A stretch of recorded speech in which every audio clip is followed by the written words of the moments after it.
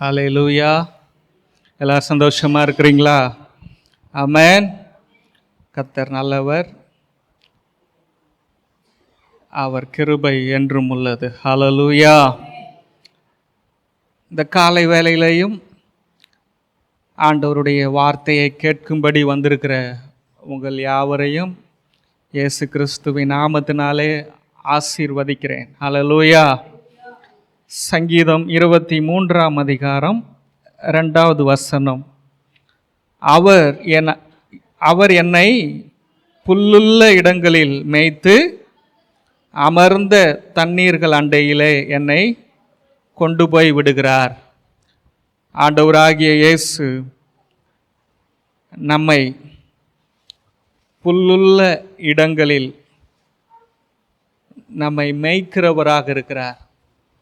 நாம் அவருடைய விலையேற பெற்ற வீட்டிலேயே வளர்க்கிற உயர்தரமான அன்பு நிறைந்த செல்லமான ஆட்டுக்குட்டிகளாக இருக்கிறோம். நம்மை அவர் திருப்தியாக நம்மை நடத்துகிறார். ஹல்லேலூயா. அது மட்டுமல்ல, அமர்ந்த தண்ணீர்கள் அண்டையிலே இளைப்பாறுதலான ஒரு வாழ்க்கைக்கு நம்மை அழைத்து செல்லுகிறவராக இருக்கிறார். ஆமென். அவர் நம்முடைய வாழ்க்கையை சமாதானம் நிறைந்ததாக மாற்றுகிறார். ஆமென். கொண்டு செல்கிறார். நம்முடைய வாழ்க்கையை ஒரே இடத்திலே அவர் வைப்பதில்லை. அவர் நம்முடைய வாழ்க்கையை முன்னேற்றமான பாதையிலே கொண்டு செல்லுகிறவராக இருக்கிறார். ஹல்லேலூயா. எத்தனை பேர் சந்தோஷமா இருக்கிறீங்க? ஆமென். ஆமா. இந்த அதிகாரத்தை தாவீது எழுதுகிறார். தாவீது சொல்லுகிறார், நான் ஒரு மேய்ப்பனாக இருக்கிறேன். என்னுடைய கரத்தில் இருக்கிற ஆடுகளை நான் எவ்வளவு அன்போடும் பாசத்தோடும் என் ஜீவனையே கொடுத்து அதை பாதுகாத்து அதை திருப்தியாக அவைகளை நடத்துகிறேன். நானே அப்படி நடத்துவேன் என்றால் என்னுடைய தேவன் என்னை நீர் எவ்வளவு அற்புதமாய் நீர் நடத்த வல்லவராக இருக்கிறீர். ஒரு மனிதனே ஒரு ஆட்டை இவ்வளவு சிறப்பாக கவனித்து கொள்ள முடியும் என்றால் என்னை படைத்த தேவன் என்னுடைய வாழ்க்கையை எவ்வளவு சிறப்பாய் அவர் நடத்துவார். இந்த காலை வேளையில் எத்தனை பேர் நீங்கள் அதை உணர்றீங்க? ஆமென். நீங்கள் விசுவாசிக்கிறீங்களா? ஆமென். என்னை படைத்தவர், என்னை சிருஷ்டித்தவர், என்னை ரட்சித்த தேவன், என்னை அவர் அவ்வளவு அற்புதமாய் நடத்துவார். இந்த வசனங்களை தியானிக்க இப்படிப்பட்ட தேவன் ஒருவர் என்னுடைய வாழ்க்கையில் இருந்தால் போதும், அவர் என்னை ஒரு குறைவில்லாமல் நடத்த அவர் போதுமானவராக இருக்கிறார். கடந்த ஒவ்வொரு நாளும் ஞாயிற்றுக்கிழமையிலிருந்து இந்த வசனங்களை ஒவ்வொரு நாளும் நான் அதை தியானிக்கிறேன். இந்த வசனத்தோடு தொடர்ந்து நான் வாழ்ந்து கொண்டே இருக்கிறேன். இது எனக்கு தனிப்பட்ட வாழ்க்கையில் எனக்கு அது எவ்வளவு இளைப்பாறுதலாக, எவ்வளவு சமாதானம் நிறைந்ததாக, எவ்வளவு ஆசீர்வாதம் நிறைந்ததாக இருக்கிறது.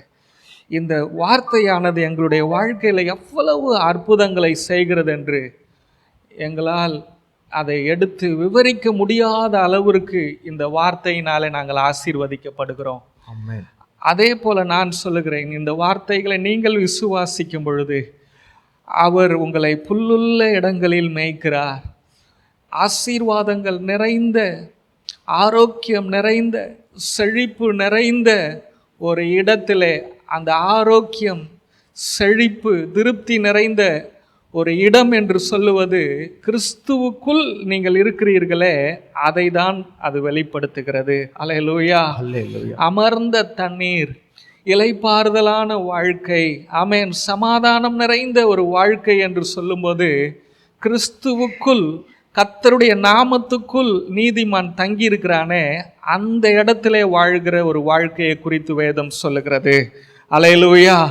அந்த கிறிஸ்துவுக்குள்ளே வாழ்வதற்கு உங்களை நீங்கள் அர்ப்பணிப்பீர்கள் என்றால் அந்த கிறிஸ்துவின் கிருபைக்குள்ளே உங்களுடைய வாழ்க்கையை நீங்கள் ஒப்பு கொடுப்பீர்கள் என்றால், அவருடைய அன்புக்கு உங்களை நீங்கள் அர்ப்பணிப்பீர்கள் என்றால், அந்த அன்பு உங்களுக்கு சகல விதமான நிறைவுகளையும் தந்து உங்கள் வாழ்க்கையை தொடர்ந்து முன்னேற்றமான பாதைகளிலே கொண்டு போகும் என்பது அதிக நிச்சயமாம். எத்தனை பேர் ஆமென் சொல்றீங்க? அல்லேலூயா. அப்ப தாவீது இந்த இடத்துல அமர்ந்த தண்ணீர்கள் அண்டையிலே என்னை கொண்டு போய் விடுகிறார் என்று சொல்லுகிறாரே, இதற்கு பின்பதாக ஒரு வேத சத்தியம் இருக்கிறது. எருசலேம் அப்படின்ற ஒரு தேசத்திலே சீயோன் என்கிற மலையிலே தேவனுடைய ஆலயத்துக்கு பின்புறமாக சீலோவாம் அப்படின்ற ஒரு குளம் இருந்தது. அந்த சீலோவாம் குளம் என்பது ஆடுகள் தண்ணீரை குடிப்பதற்காக உருவாக்கப்பட்டதான ஒரு இடம் என்று சொல்லுகிறார்கள். தாவீது சொல்லுகிறார், நானே என்னுடைய ஆடுகளை அமர்ந்த தண்ணீர்கள் அண்டையிலே கொண்டு போய் விடுகிறதற்கு அவ்வளவு நல்ல மெய்ப்பனாக இருக்கும் பொழுது அவருக்கு நான் ஆடாக இருக்கிறேன். அவர் என்னை சீலோவாம் என்கிற அந்த குளத்தின் அருகில் அமர்ந்த தண்ணீர், அந்த ஆரோக்கியமான தண்ணீர் அண்டையிலே, சமாதானம் நிறைந்த அந்த தண்ணீர்கள் அண்டையில் என்னை கொண்டு போய் விடுகிறார் என்று சொல்லுகிறார். இந்த அமர்ந்த தண்ணீர் என்று சொல்லும்போது வேத ஆராய்ச்சியாளர்கள் சொல்லுகிறார்கள், சீலோவாம் குலத்தை தான் தாவீது அடையாளப்படுத்துகிறார் என்று சொல்லுகிறார்கள். இந்த சீலோவாம் குலம் என்று சொல்லும்போது இது முதலாக இந்த குலத்தை உருவாக்கினவர். இந்த குலம் எங்கே இருக்குதுன்னா எருசலேமில் இருக்கிறது, சீயோன் மலையில் இருக்கிறது. இந்த சீயோன் மலையை ஒரு பட்டணமாக, ஒரு செழிப்பான ஒரு தேசமாக, ஒரு சமாதானத்தின் நகரமாக, அமைதியின் நகரமாக மாற்றினது யார் அப்படின்னு சொன்னால் மெல்கிசேதேக் என்கிற ஒரு ராஜா, சாலோமின் ராஜா. அவர்தான் இந்த எருசலேம் பட்டணத்தை, இந்த சீயோன் பட்டணத்தை கட்டியவர். யார்னா மெல்கிசேதேக். பவுல் சொல்லுகிறார், இந்த மெல்கிசேதேக்கை இயேசுவுக்கு அடையாளமாக சொல்லுகிறார். பாருங்க, இந்த மெல்கிசேதேக் அப்படின்னு சொல்லும்போது வேதத்தில் முதலாவது ஆபிரகாமோடு சம்பந்தப்படுத்தி சொல்லுகிறது. ஆதி ஆகமத்தில் நீங்கள் பார்க்கும்போது மெல்கிசேதேக்கும் ஆபிரகாமையும் இணைத்து வேதம் பேசுகிறது. ரெண்டாவதாக வேதம் மறைமுகமாக சொல்லுகிறது, மெல்கிசேதேக்கையும் தாவீதையும் அடையாளப்படுத்தி வேதம் நமக்கு போதிக்கிறது. நீங்கள் வேதத்தை நல்லா கவனித்து நீங்கள் பார்த்தீங்கன்னா ஆபிரகாமின் ஆசீர்வாதங்கள் எல்லாம் இயேசு கிறிஸ்துவின் மூலமாக நமக்கு உண்டாக்கப்பட்டிருக்கிறது என்று வேதம் சொல்லுகிறது. அப்போது பழைய ஏற்பாட்டில் மிக சிறந்த மனிதன், பரிசுத்தவான், ஆசீர்வதிக்கப்பட்டவர், பெரிய பணக்காரர்கள், எல்லா விதத்திலையும் மிக விசுவாசத்தில் வல்லவர், தேவனுக்கு சிநேகிதராக இருந்தவர். அவரை ஆசீர்வதித்ததனுடைய நோக்கம் என்னன்னா, உங்களையும் என்னையும் இயேசு கிறிஸ்து ஆபிரகாமின் ஆசீர்வாதங்களினாலே நம்மை ஆசீர்வதிக்க வேண்டும் என்று இயேசு விரும்புகிறார். அல்லேலூயா. அப்போ ரெண்டாவது பழைய ஏற்பாட்டிலே வேதம் நமக்கு சொல்லுகிற சத்தியம் என்னன்னா, தாவீதின் வேரிலே இயேசு கிறிஸ்து பிறந்தார், தாவீதின் திறவுகோலை உடையவராக இருக்கிறார் என்று வேதம் சொல்லுகிறது. அல்லேலூயா. அப்போ நீங்கள் கவனிக்கும் போது இந்த சீலோவாம் குலத்தை உருவாக்கினது யார் என்றால் மெல்கிசேதேக். இந்த மெல்கிசேதேக் என்பது இயேசு கிறிஸ்துவை அடையாளப்படுத்துகிறது. அல்லேலூயா. நீங்கள் நான் சொல்கிறத கவனமாக நீங்கள் கவனிச்சிங்கன்னா பாருங்க, வேதத்தின் ஆரம்பத்திலிருந்து இஸ்ரவேல் ஜனங்களை தேவன் ஒரு தேசமாய் உருவாக்கின நாட்களிலிருந்து தன்னுடைய அந்த பரிசுத்தமான ஜனங்கள், தன்னுடைய பிள்ளைகளை ஆண்டவரே ராஜாதி ராஜாவாக இருந்து ஆளுகை செய்கிறார். அவர்தான் அவர்களை போஷித்தார், அவர்தான் அவர்களுக்கு உடையை கொடுத்தார், அவர்தான் அவர்களுக்கு மழையை தந்தார், நல்ல விளைச்சல்களை தந்தார், அவரே அந்த ஜனங்களுக்காக யுத்தம் செய்தார். சகலமும் ஒன்று விடாமல் எல்லாம் அவரே செஞ்சார். ஆனால் அந்த ஒரு தேசத்தை விட்டு முழு உலகத்திலேயும் அந்த காலத்தில் ராஜாக்கள் ஆளுகை செய்து கொண்டிருந்தார்கள். சுற்றிலும் அந்த ஜனங்கள் பார்க்கிறார்கள், நாம் மட்டும்தான் தேவனால் ஆளுகை செய்கிறோம். தேவனால் அப்படின்னா பழைய ஏற்பாட்டில் இஸ்ரவேல் தேசத்தை இயேசு கிறிஸ்து தான் மறைமுகமாக ஆளுகை செய்தார். ஆமென். இயேசு கிறிஸ்து தான் ஆளுகை செஞ்சார்.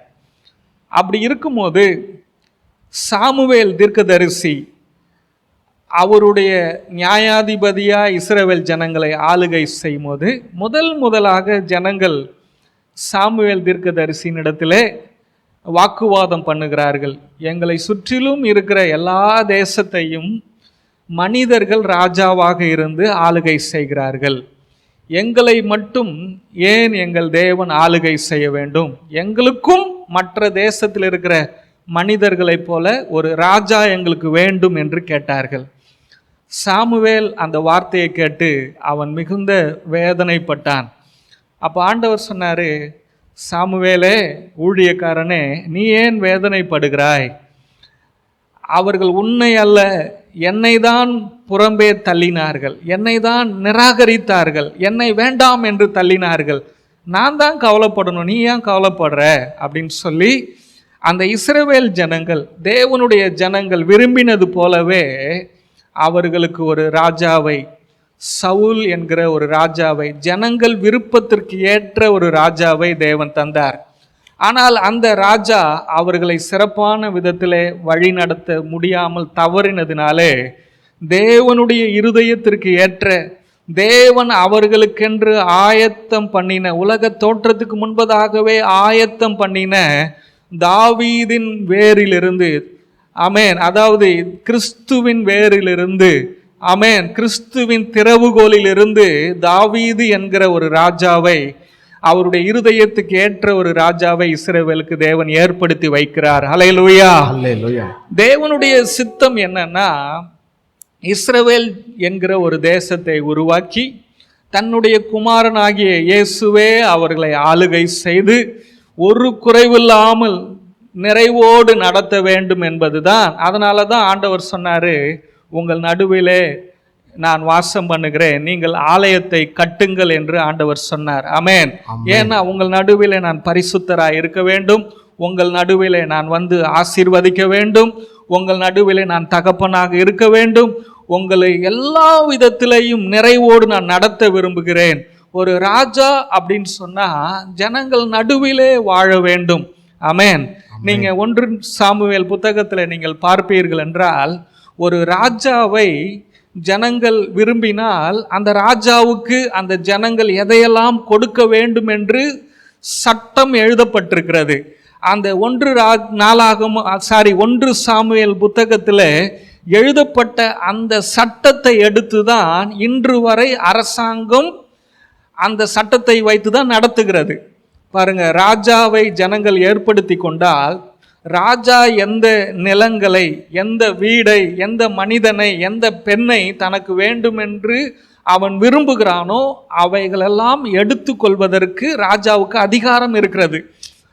ஒருவனுடைய நிலம் வேண்டுமென்றால் ராஜா எடுத்துக்கொள்ள அதிகாரம் இருக்கிறது. ஒரு வீட்டில் ஆடுகள், மாடுகள், குதிரைகள், வீரன் இருக்கிறான், திறமையான மனிதன் இருக்கிறான் என்றால் அவனை பார்த்தவனே நீ அரண்மனைக்கு வா, வேலைக்கு வான் என்று அழைத்து கொள்வதற்கு ராஜாவுக்கு உரிமை இருக்கிறது. இன்றைக்கும் இந்த உலகத்தில் அரசாங்கம் பாருங்க, நீங்க கஷ்டப்பட்டு இடம் வாங்குவீங்க, சொத்து வாங்குவீங்க, ஆனால் அந்த பத்திரத்தில் இருக்கும் நீங்கள் வாங்கின நிலம் அரசாங்கத்துக்கு தேவைப்பட்டால் அரசாங்கம் அதை எடுத்துக்கொள்ள அதிகாரம் உண்டு. நீங்க கஷ்டப்பட்டு இடத்தை வாங்குகிறீர்கள், வீடை கட்டுறீங்க, இந்த வீட்டுக்கு நீங்க வரியை செலுத்துறீங்க. பார்த்தீங்களா, இதெல்லாம் அரசாங்கத்துக்கு அதிகாரம் இருக்கிறது. ஒவ்வொரு வருஷத்துக்கும் அரசாங்கம் வரியை கூட்டுகிறது. இதெல்லாம் வேதத்தில் எழுதப்பட்ட சட்டமாக இருக்கிறது. ஆண்டவர் சொன்னார், நான் உங்களை ஆளுகை செய்கிறேன், நான் உங்களுக்கு வரியை கொடுப்பதில்லை, கஷ்டத்தை கொடுப்பதில்லை, இன்னும் நீங்கள் வாழுகிற தேசத்தை, நிலங்களை, உங்கள் வாழ்க்கையை சிறந்த முறையில் நான் மாற்றி தருவேன். ஆனால் உங்களிடத்திலிருந்து நான் ஒரு நாளும் என்ன பண்ண மாட்டேன், எந்த பாரத்தையும் நான் சுமத்த மாட்டேன். ஆனால் நீங்கள் விரும்பி ராஜாவை கேட்டீர்களே, அந்த ராஜா உங்களுடைய வாழ்க்கையை பாரப்படுத்துவான், வேதனைப்படுத்துவான். அவன் உங்கள் வாழ்க்கையை கஷ்டம் நிறைந்ததாக மாற்றுவான். நீங்கள் கஷ்டப்பட்டு பிள்ளைகளை பெற்றெடுப்பீர்கள், அந்த பிள்ளையை அவன் எடுத்துக்கொள்ளுவான். நீங்கள் கஷ்டப்பட்டு ஆடு மாடுகளை வளர்ப்பீர்கள், அவன் எடுத்துக்கொள்வான். நீங்கள் தோட்டங்களை கட்டுவீர்கள், அந்த தோட்டத்தை அவன் எடுத்துக்கொள்வான். ஆமென். ஆனால் ஜனங்கள் அப்படிப்பட்ட தேவனை எங்களுக்கு ராஜாவாக இருக்க வேண்டாம் என்று தள்ளினார்கள், நிராகரித்தார்கள். ஆனால் நேசிக்கிற, வாழ வைக்கிற, அற்புதமாய் நடத்துகிற, உங்கள் நடுவில் நான் வாசம் பண்ணுவேன் என்று சொன்ன அந்த இயேசுவை இஸ்ரவேல் ஜனங்கள் புறக்கணித்தார்கள். அல்லேலூயா.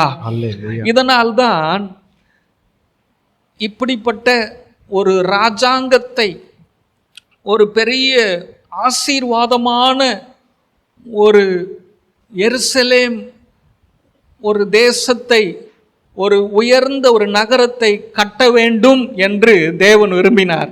அதற்காக தான் மெல்கிசேதேக் என்கிற அவனுக்கு ஊர் போட்டிருக்குது, சாலேமின் ராஜா. அவன் எங்கே பிறந்தான், அவன் அப்பா அம்மா எதுவுமே சொல்லலை. இப்படிப்பட்ட ஒரு ராஜாவை, இயேசு ராஜாவை, மெல்கிசேதேக் என்கிற இயேசுவை தேவன் பழைய ஏற்பாட்டிலேயே பூமிக்கு அனுப்பிட்டார். அவர் அந்த சியோன் மலையை, அந்த எருசலேம் நகரத்தை அவர் உருவாக்குகிறார். அவ்வளவு சிறப்பானதாக உருவாக்கி, ஏன் அதை உருவாக்குறார் தெரியுமா?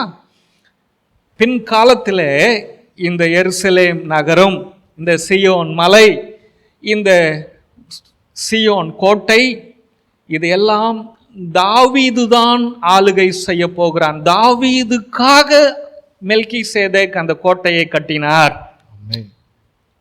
ஆமென். பாத்தீங்களா, இயேசு தாவீதுக்காக சீயோன் கோட்டையை கட்டினார். பின்பு அந்த தாவீது மெல்கிசேதேக் மறைந்து விட்டார். கொஞ்ச காலம் கழித்து சவுல் ராஜாவாக இருந்து மரிக்கிறான்.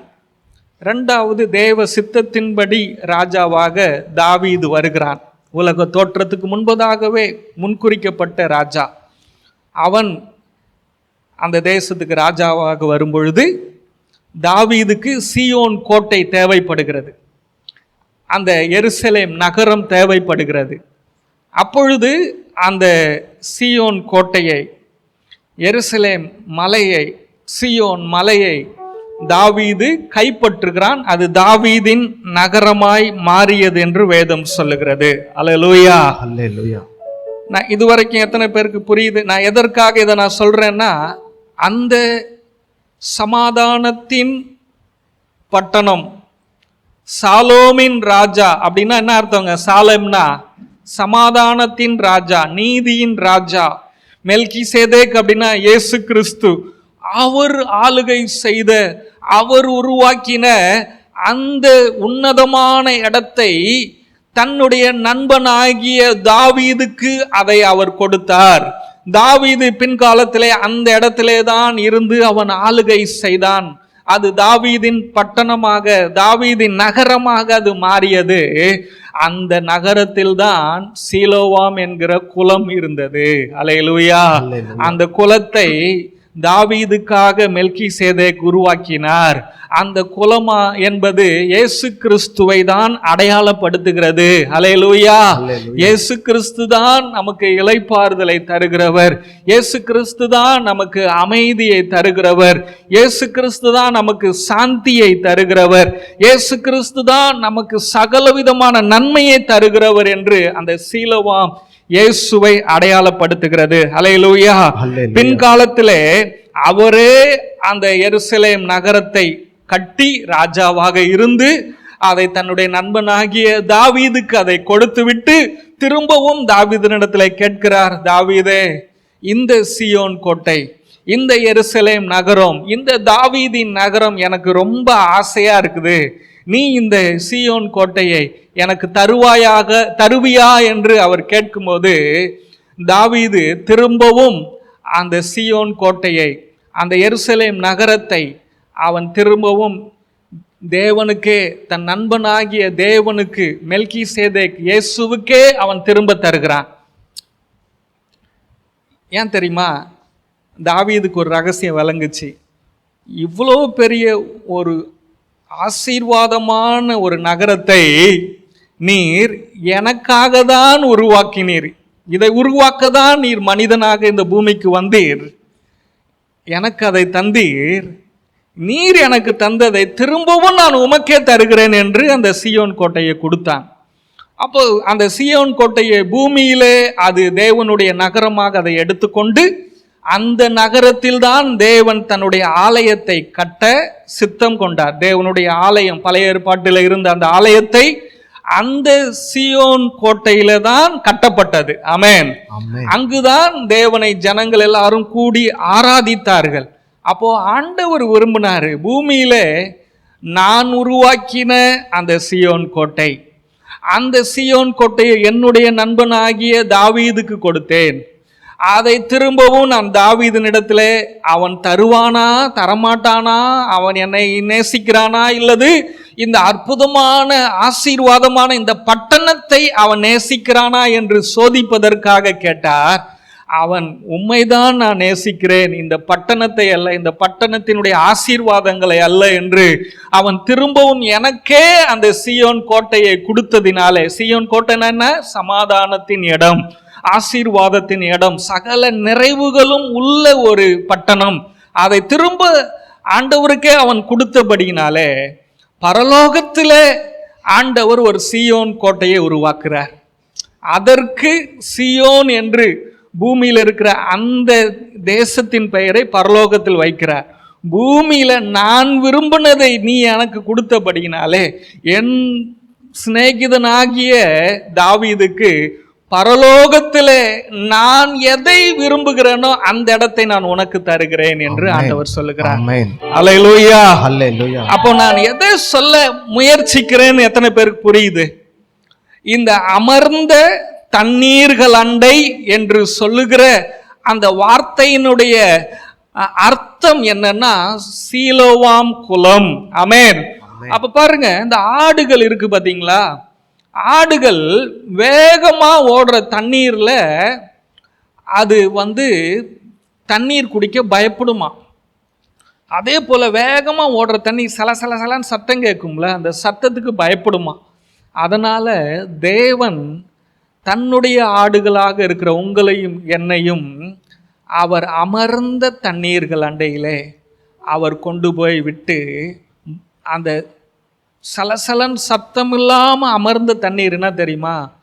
வாழ்க்கையில் முன்னேறுவோமா, வாழ்க்கையில் இவர்கள் நம்மோடு இருப்பார்களா, என்னுடைய வாழ்க்கை ஆசீர்வாதமா இருக்குமான்னு ஒரு கலக்கம் இருக்குல்ல, பயம் இருக்குல்ல, அற்புதம் நடக்குமா, என் பண தேவை சந்திக்கப்படுமா, என் பிள்ளைகளை படிக்க வைக்க முடியுமா, நான் ஒரு வீட்டை கட்ட முடியுமா, எனக்கு ஒரு வேலை கிடைக்குமா, வாழ்க்கையில் முன்னேற முடியுமான்ற ஒரு பயம் இருக்குல்ல.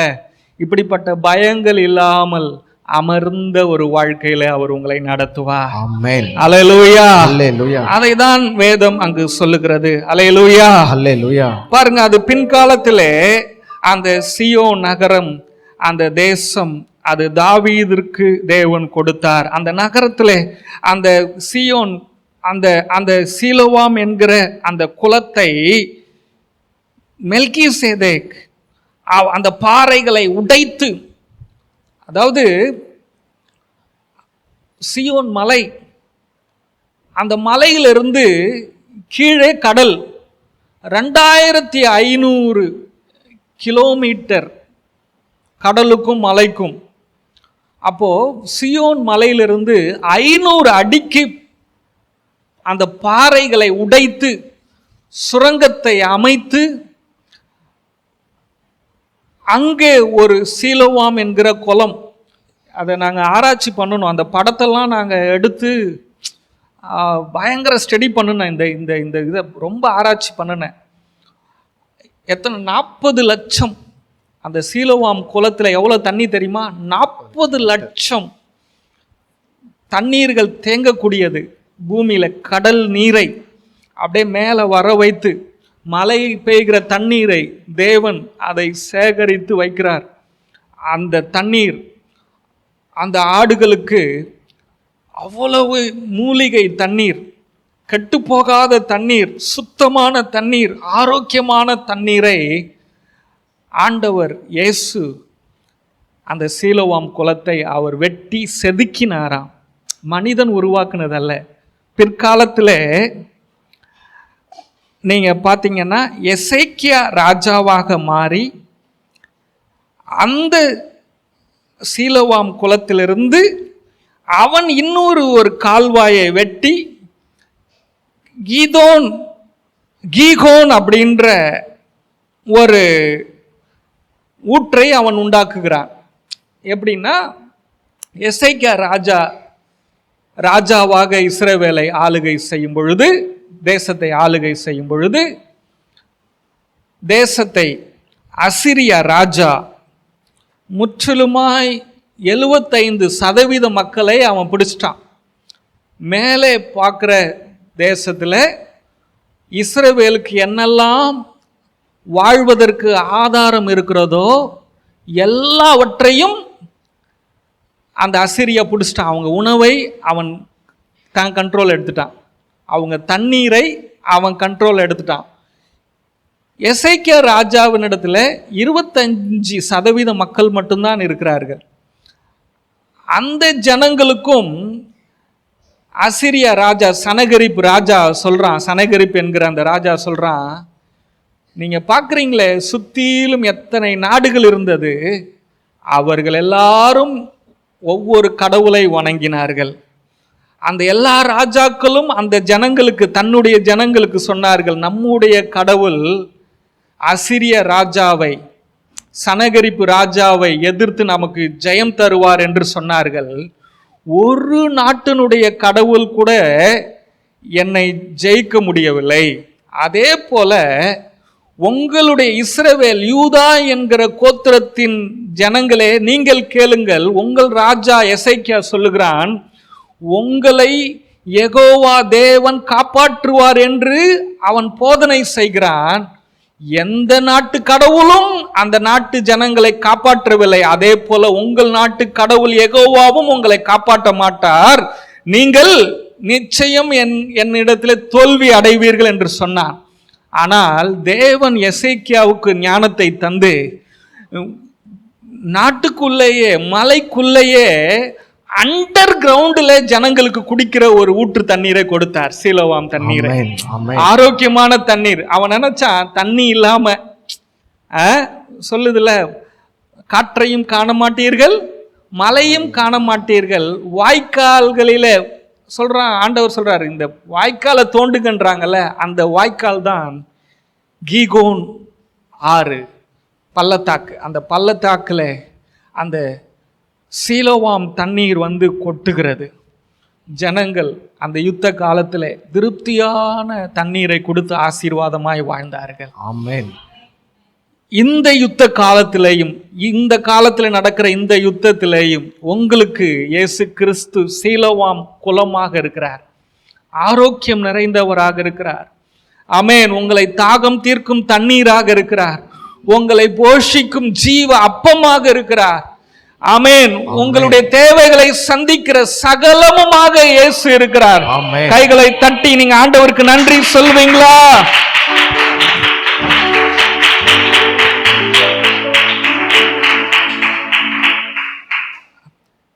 அப்போ இந்த பாபிலோன்ல இருக்கும்போது இந்த சீலோவாம் குளத்தை நெகேமியா அவன் வந்து எருசலேமின் அலங்கத்தை எல்லாம் பழுது பார்க்கும் பொழுது, நெகேமியா 3ஆம் அதிகாரம் 15வது வசனத்தை நீங்க பார்த்தீங்கன்னா, இந்த சீலோவாம் குளத்தின் நீர் வழிகளை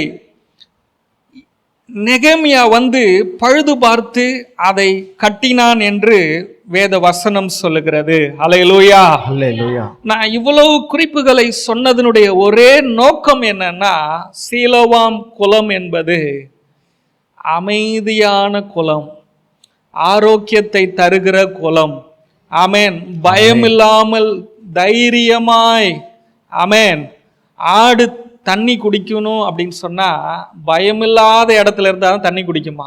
அப்போ பயமில்லாமல், கலக்கம் இல்லாமல், ஒரு பாட்டு இருக்குல்ல, பயமுமின்றி கலக்கமின்றி வாழ்விலே. அதே போல உங்க வாழ்க்கையில பயமுமின்றி கலக்கமின்றி உங்கள் வாழ்க்கையை நடத்துகிற ஒரு நல்ல ஆண்டவர் இருக்கிறார். எத்தனை பேர் ஆமென் சொல்றீங்க? ஆமென். ஆமா, பாருங்க, இப்போ நான் மெயினான சத்தியத்துக்கு நான் வரேன். சியோன் அப்படின்னு சொன்னா அனுப்பப்பட்ட தண்ணீர். சீலோவாம் அப்படின்னு சொன்னா அனுப்பப்பட்ட தண்ணீர். அனுப்பப்பட்டது யாரு? இயேசு கிறிஸ்து உங்களுக்காகவும் எனக்காகவும் அனுப்பப்பட்டார். ஆமென், ஆமென். இயேசு கிறிஸ்து அது சொல்லுகிறது. ஏசாயா 8ஆம் அதிகாரம் 6வது வசனத்தை பாருங்க. அங்க வாயில நுழையாத ஒரு சில பேர்கள்லாம் வரும். இந்த ஜனங்கள் மெதுவாய் ஓடுகிற சீலோவாமின் தண்ணீர்களை அசட்டை பண்ணினார்கள். ரெட் சீனையும் ரெமலியாவின் குமாரனையும் சார்ந்து சந்தோஷிக்கிறபடியினால். பாருங்க, இஸ்ரவேல் ஜனங்களை குறித்து ஆண்டவர் சொல்றாரு, இந்த சீலோவாம் தண்ணீர் எப்படி ஓடுதான் சொல்லுங்க? எப்படி ஓடுது? மெதுவாய் ஓடுகிறது. நேத்தி தினேஷ் கிட்ட பேசும்போது இந்த மெதுவாய் ஓடுது. இப்போ இந்த மெதுவாய் ஓடுகிற சீலோவாம் தண்ணீர். இப்போ உங்களுக்கு ஒரு பயம் வரும் தானே, மெதுவா ஓடுதா? ஏற்கனவே என் வாழ்க்கை ரொம்ப பொறுமையாக தான் ஓடுது, என்னை ஆண்டவர் ஆசீர்வதிப்பாருன்னு பார்க்குறேன், அற்புதம் நடக்கும்னு பார்க்குறேன், ரொம்ப ஸ்லோவாக போகுது. ஏற்கனவே கட்ட வண்டி மாரி தான் என் வாழ்க்கையில் அற்புதம் நடக்குது. 10 நாளைக்கு ஒருக்க, ஒரு மாதத்துக்கு ஒருக்க ஒரு அற்புதம் தான் நடக்குது. இன்னைக்கு வேற நீங்கள் பிரசங்கம் பண்ணுறீங்க, மெதுவாய் ஓடுகிற சீலோவாம் தண்ணீர். நல்லா தான் சொன்னீங்க, அது ஆரோக்கியம், அது இயேசு, அது அமைதியை தருது, ஆசீர்வதிக்குது, எங்களை பலப்படுத்துக்குது, புத்துணர்ச்சியை தரதெல்லாம் நல்ல விஷயம்தான். ஆனால் அது மெதுவாக ஓடுதுன்னு சொல்கிறீங்களேன்னு உங்களுக்குள்ள ஒரு கவலை இருக்கும். அப்போ மெதுவாக ஓடுது அப்படின்னா என்ன அர்த்தம்? இப்போ இங்கே அந்த சின்ன தம்பி இருக்கிறான், லிவின் இருக்கிறான். அவன் ஒரு ஸ்டெப் எடுத்து வைக்கிறான். என்னதுங்க? ஒரு ஸ்டெப் எடுத்து வைக்கிறான்னா அந்த ஸ்டெப்பு எவ்வளோ தூரம் இருக்கும்? 1 அடி இருக்குமா? இருக்கும். 1 அடி வைக்கிறான். அப்போ அந்த லிவினுடைய அப்பா சதீஷ் இருக்கிறான் தம்பி, அவன் எப்படி ஒரு ஸ்டெப் எடுத்து வைப்பான்? அவன் எடுத்து வைக்கிற ஸ்டெப் எப்படி இருக்கும்? பையன் ஒரு ஸ்டெப்புனா அவன் 1 அடி சொல்லுங்க, தோராயமா 2 அடி இருக்குமா? அப்போ சதீஷ் 6 அடி இருக்கிறான்னு வச்சுக்கோங்க. அவனை விட இன்னும் உயர்ந்த ஒரு மனிதன் இருக்கிறான், அவன் ஒரு 10 அடி இருக்கிறான்னா 10 அடிக்கு இருக்கிற ஆளு ஒரு ஸ்டெப் எப்படி எடுத்து வைப்பான்? ஒரு 3 அடின்னு வச்சுக்கங்க. அப்போ இப்போ இந்த லிவின்னு ஒரு தம்பி சின்ன குழந்தை இருக்கிறானே, அந்த 10 அடியில் இருக்கிற ஆளு 3 அடி ஸ்டெப் வைக்கிறான். அவங்க அப்பா 2 அடி எடுத்து வைக்கிறாரு, இவன் 1 அடி தான் வைக்கிறான். அப்போ அந்த பெரிய 10 அடியில் இருக்கிற மனுஷன் எடுத்து வைக்கிற அந்த ஸ்டெப்பை இந்த லிவின் எடுத்து வைக்கணும்னா எத்தனை அடி வைக்கணும்? 9 அடி. 3 நடக்கணும்.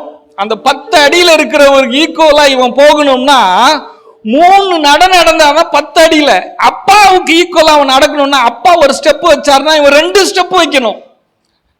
இப்போ உங்களுக்கு புரிஞ்சிச்சா? 4வது சொல்ல வர்றது, உங்களுக்காக உங்க அப்பா ஏசப்பா எடுத்து வைக்கிற ஸ்டெப்பு எத்தனை அடி?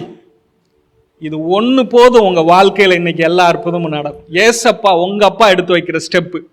இயேசுவை குறித்து வேதம் என்ன சொல்லுது? அவருடைய வானம் அவருடைய சிங்காசனம், அவ்வளவு உயர்ந்த உன்னதமான தேவன் என்று வேதம் சொல்லுகிறார். அவர் உங்களுக்காக ஒரு ஸ்டெப்பு எடுத்து வைக்கிறாருன்னு வைங்க. நீங்கள் எத்தனை ஸ்டெப்பு எடுத்து வச்சா அந்த ஸ்டெப்பை நீங்கள் கம்ப்ளீட் பண்ணலாம்? நான் சொல்கிறது புரியுதாம்மா? உங்களுக்கெல்லாம் புரியுதா? நான் எளிமையாக பேசுகிறேன், எல்லாருக்கும் புரியுறாங்க. எத்தனை ஸ்டெப்பு எடுத்து, அப்போ 10 அடியில் இருக்கிற மனுஷன் 3 அடி வைக்கிறான். அந்த சின்ன பையன் அந்த ஸ்டெப் எடுத்து வைக்கணும்னா 3 நட வைக்கணும். அப்போ இயேசு உங்களுக்காக எடுத்து வைக்கிற ஸ்டெப்பை நீங்கள் கம்ப்ளீட் பண்ணணும்னா 120 வருஷம் வாழ்ந்தாலும் அந்த ஸ்டெப்பை நீங்க கம்ப்ளீட் பண்ணவே முடியாது. அவருடைய ஒரு ஸ்டெப் எடுத்து வைக்கிறாரு பாருங்க. மெதுவாக ஓடும் சீலோவாம் தண்ணீர். மெதுவாக ஓடும் சீலோவாம் தண்ணீர்னா என்ன தெரியுமா? உங்களுக்காக அவர் எடுத்து வைக்கிற அந்த ஒரு ஸ்டெப் இருக்குதே, அந்த ஒரு ஸ்டெப்ல உன் வாழ்நாளுக்கு தேவையான சகல நன்மையும் கொடுக்கப்பட்டிருக்கிறது. சகல ஆசீர்வாதங்களும் செய்து முடிக்கப்பட்டிருக்கிறது. உன்னுடைய எல்லா தேவைகளையும் சந்திக்கப்பட்டிருக்கிறது. உனக்கு தேவையான சுகம், பலன், ஆரோக்கியம், பொருளாதார ஆசீர்வாதங்கள், வாழ்க்கைக்கு தேவையான வெற்றி எல்லாம் செய்து முடிக்கப்பட்டிருக்கிறது. இப்ப சொல்லுங்க, எத்தனை பேருக்கு இந்த மெதுவாக ஓடும் சீலோவாம் தண்ணீர் எனக்கு வேண்டும் என்று சொல்றீங்க? ஆமென். இந்த தண்ணீர் உங்களுக்கு எல்லா விதமான ஆரோக்கியத்தையும் கொண்டு வரும். ஆமென் சொல்வீங்களா? ஆமென். ஆனா ஆண்டவர் சொல்றாரு, என் ஜனங்கள் மெதுவாய் ஓடுகிற சீலோவாமின் தண்ணீர்களை அசட்டை பண்ணினார்கள். இந்த தண்ணி யாரு உருவாக்குனான்னு நான் சொன்னேன். கொஞ்சம் லேட்டா வந்து அவங்களுக்கு தெரியாது தானே. மெல்கிசேதேக் என்கிற இயேசு பூமிக்கு வந்து ஒரு சீயோன் என்கிற ஒரு மலையை, எருசலேம் என்று ஒரு நகரத்தை கட்டி, அதற்கு அவர் நீதியின் ராஜாவாக இருந்து, சமாதானத்தின் ராஜாவாக இருந்து, செழிப்பான பட்டணத்தை கட்டி, அதில் அவர் ஜனங்களுக்கு ஒரு சீலோவாம் என்கிற குளத்தை வெட்டுகிறார். அவர் உருவாக்குன அந்த சீலோவாம் குளம் அது எவ்வளவு ஆசீர்வாதமாக ஜனங்களுக்கு இருக்கும். அப்போ அந்த சீலோவாம் அப்படின்னு சொன்னா இயேசு உங்களுக்கு எவ்வளவு ஆசீர்வாதமான ஒரு நதியாக இருக்கிறார். ஆமென், ஆமென். ஆனா அந்த இஸ்ரவேல் ஜனங்களை குறித்து வேதம் சொல்லுகிறது, அந்த மெதுவாய் ஓடுகிற சீலோவாமின் தண்ணீரை அசட்டை பண்ணினார்.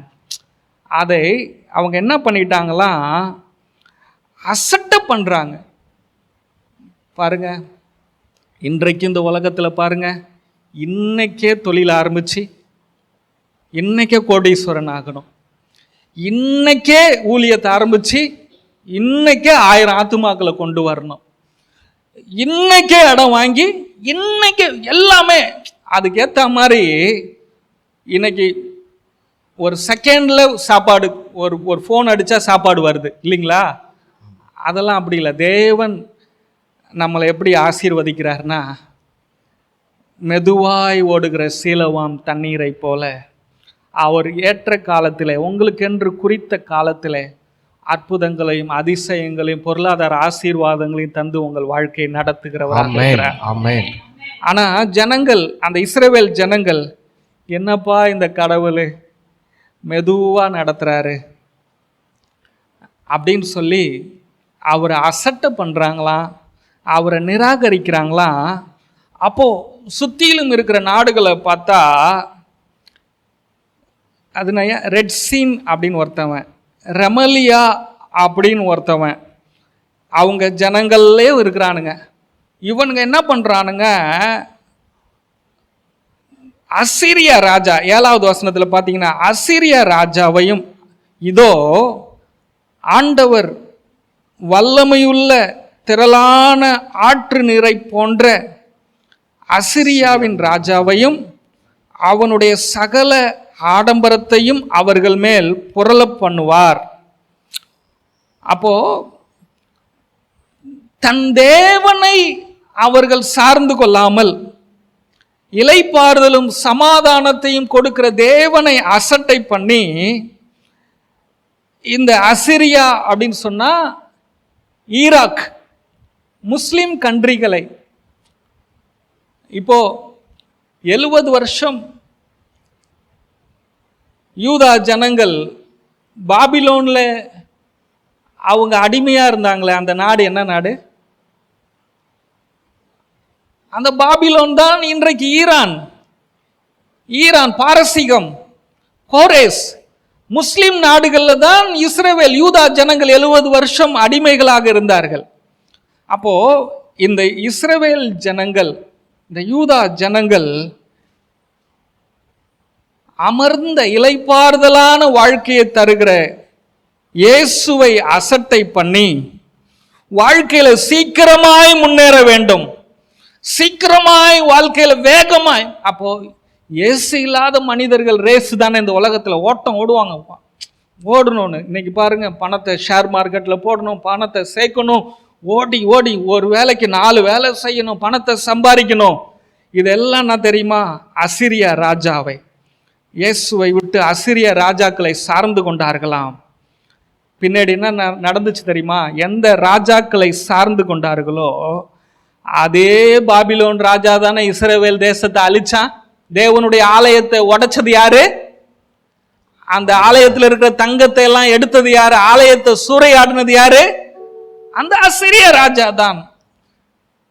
மெதுவாய் நடத்துகிற நம்மை மெதுவா நடத்துறது என்ன தெரியுமா? ஒரு பிள்ளையை ஒரு தாய் கொஞ்சுறாங்களே, வேக வேகமா கொஞ்சிட்டா ஓடுறீங்க. அந்த பிள்ளை எடுத்து அமைதியோடு நேரத்தை கொடுத்து அந்த பிள்ளையோடு பேசுகிறீர்கள், அதை கொஞ்சுகிறீர்கள், அதற்கு அன்பை வெளிப்படுத்துகிறீர்கள். அப்போ ஆண்டவர் உங்களுக்கு டைம் எடுக்கிறார்.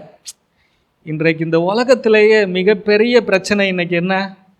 என்னுடைய கணவர் என்னிடத்தில் நேரத்தை செலவு செய்வதில்லை. அதனால் பெண்கள் வேறு யார் நேரத்தை செலவு செய்கிறார்களோ அவர்களோடு அவர்கள் தவறான உறவுகளை வைக்கிறார்கள். ஆண்கள், என்னுடைய மனைவி என்னிடத்தில் பேசுவதில்லை, அவர்கள் வேறொரு தவறான இடத்துல உறவுகளை வைக்கிறார்கள்.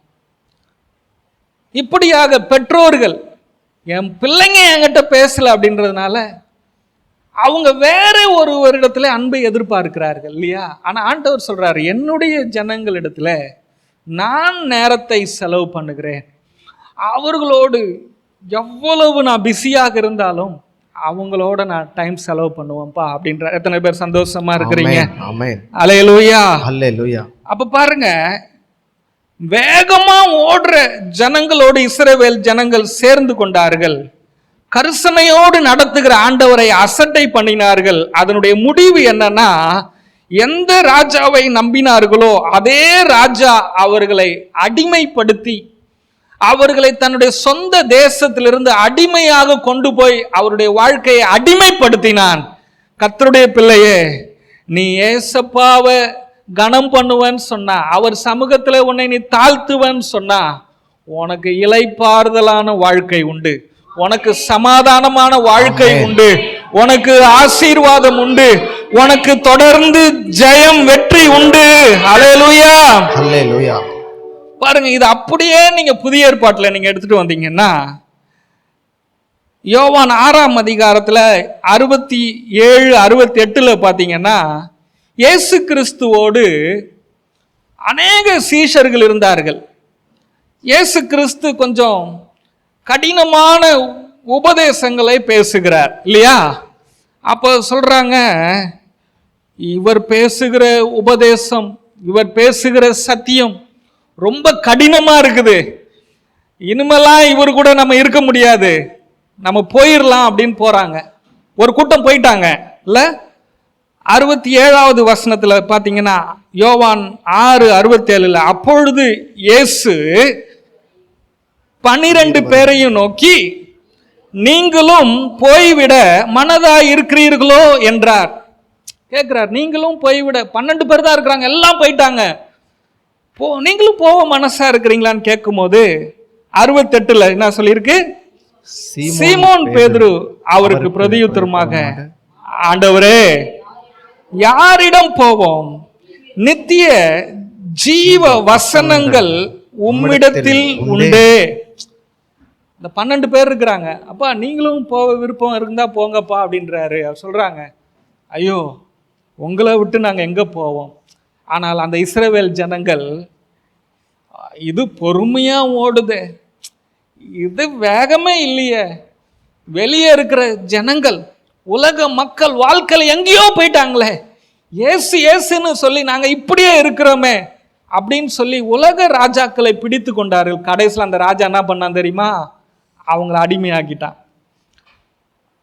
ஆனால் 12 சீஷர்கள் சொன்னாங்க, எல்லாம் போட்டு ஆண்டவரே நாங்கள் உங்களோடு இருப்போம். ஏன்னா வாழ்வளிக்கிற நித்திய ஜீவனை தருகிற அந்த வசனங்கள் உம்மிடத்தில் இருக்கிறது. ஹல்லேலூயா, ஹல்லேலூயா. பாருங்க, சீலோவாம் அப்படின்னா என்னன்னா, நித்திய ஜீவனை தருகிற, உங்கள் வாழ்க்கையை உயிர்ப்பிக்கிற, உங்களை வாழ வைக்கிற, உங்களை ஆசீர்வதிக்கிற வசனங்கள் அவரிடத்துல இருக்கிறது. ஹல்லேலூயா, ஹல்லேலூயா.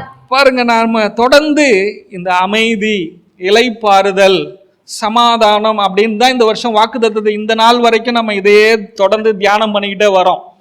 ஆனா எனக்கு ஒரு வசனம் அப்படிப்பட்ட பார்வையிலே பார்க்கல. நேற்று எனக்கு ஒரு மெசேஜ் வசனம் வந்துச்சு. அதுல பாத்தீங்கன்னா ஏசாயா 43ஆம் அதிகாரம் 2வது வசனம் இருக்குல்ல, தண்ணீர்களை கடக்கும் பொழுது நான் உன்னோடு இருப்பேன் இருக்குது. இங்கிலீஷ் பைபிள்ல பாத்தீங்கன்னா டீப் வாட்டர் அப்படின்னு போட்டிருக்குது. என்னது டீப் வாட்டர்னா என்னதுங்க? ஆழமான. இங்கிலீஷ் பைபிள் அதுல ஏதாவது ஒன்று பாருங்க, அதுல இங்கிலீஷ் தேடி பாருங்க.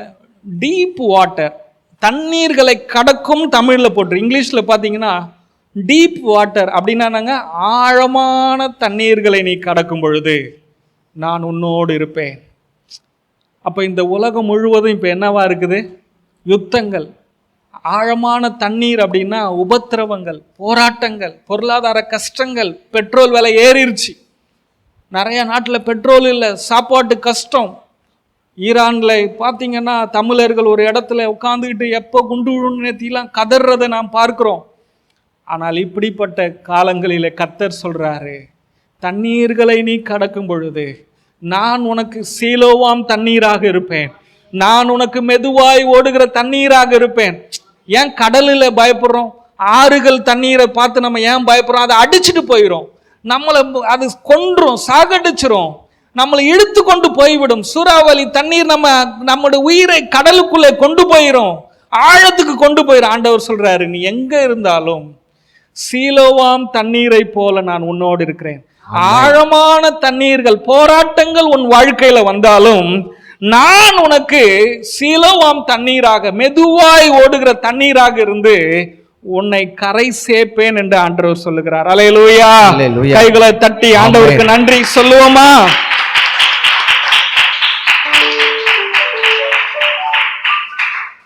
அப்போ சீலோவாம் அப்படின்னு சொன்னா மெதுவாய் ஓடுகிற தண்ணீர், அது கிருபையை அடையாளப்படுத்துகிறது. தேவன் கிருபையுள்ளவர், தேவன் சமாதானத்தின் தேவன் என்று அது நமக்கு வெளிப்படுத்துகிறது. ஹல்லேலூயா, ஹல்லேலூயா. பாருங்க, தேவனுடைய கிருபை நம்மை மெதுவாக நடத்துகிறது, அமைதியாக நடத்துகிறது, வலி இல்லாமல், வேதனை இல்லாமல் நம்மை நிதானமாக நம்மை நடத்துகிறது.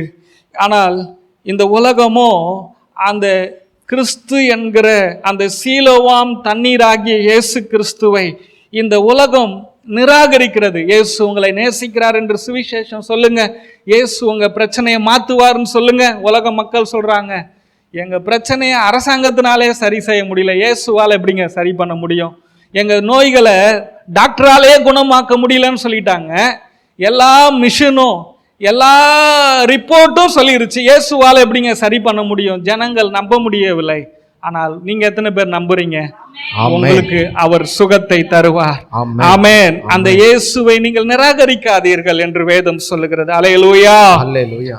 பாருங்க, யோவான் 4ஆம் அதிகாரம் 14வது வசனம் சொல்லுகிறது, நான் கொடுக்கும் தண்ணீரை குடிக்கிறவனுக்கோ ஒரு காலமும் ஒருபோதும் ஒரு நாளும் தாகம் உண்டாகாது. அல்லேலூயா. அல்லேலூயா. இந்த உலகத்துல சாதாரணமா ஒரு பாட்டில் தண்ணி எவ்வளோங்க விற்குது?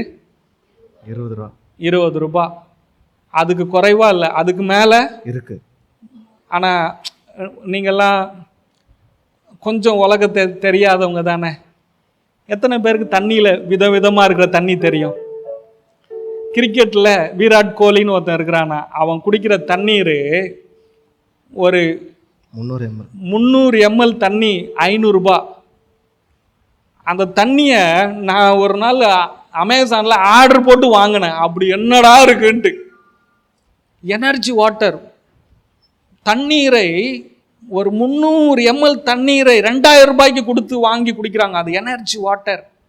பெரிய பெரிய விளையாட்டு வீரர்கள், நீங்களும் நானும் குடிக்கிற தண்ணீரை அவங்க குடிக்கிறது இல்லை. அவங்களுக்கென்று அது ஏற்றுமதி செய்யப்பட்டு அப்படி வருது. இப்போ அந்த தண்ணீருக்கு அவ்வளோ காசு கொடுக்குறாங்க. ஆனால் ஆண்டவர் சொல்கிறாரு, நான் உனக்கு ஜீவ தண்ணீர். இந்த தண்ணிக்கு காசு வச்சா எவ்வளவு வைக்கலாம்? இயேசு கொடுக்குற தண்ணிக்கு காசு வச்சா எவ்வளவு வைக்கலாம்? காசு யாராவது கொடுக்க முடியுமா? சும்மா ஒரு 300 ml 1 கோடி தான் அப்படின்னா எத்தனை பேர் தாகம் தீர்க்க முடியும்? ஒரு 300 ml தண்ணி 1 கோடினா எத்தனை பேருக்கு தண்ணி தாகம் தீர்க்க முடியும்? தண்ணி எல்லாமே நம்ம கையில தான் இருக்கும். நம்ம கிட்ட தான் இந்த உலகத்தில் தண்ணிக்கே வரணும். உண்மையாலுமே ஆசீர்வாத ஊற்ற நீயும் நானும் தான். எல்லா நன்மையும் உங்ககிட்ட என்கிட்டயும் தான் இருக்குது. அதை உங்க ஆவியில நீங்க விசுவாசிக்கல, உங்க இதயத்தின் ஆழத்துல ஆழ் மனதுல நீங்க நம்பல, விசுவாசிக்கல. அல்லேலூயா. பாருங்க, ஆண்டவர் சொல்றாரு, நான் கொடுத்திருக்கிறேனே உனக்குள்ள அந்த தண்ணீர் இருக்குது, அந்த சீலோவாம் தண்ணீர், அது என்னுடைய வார்த்தை இருக்கிறதே, ஒரு காலமும் உனக்கு தாகமே வராது.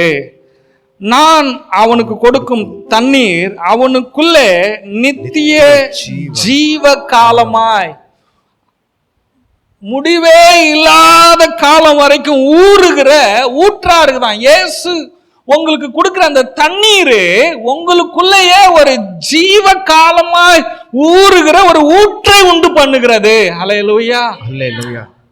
உங்களை ஊற்றாவே மாற்றுது. அவர் உங்களோட இப்ப பேசுற அந்த வார்த்தை உங்களை ஜீவ ஊற்றா மாற்றுது. ஆசீர்வாத ஊற்றா மாற்றுது. பொருளாதார ஊற்றாக உங்களை மாற்றுகிறது. எத்தனை பேர் ஆமேன்னு சொல்றீங்க?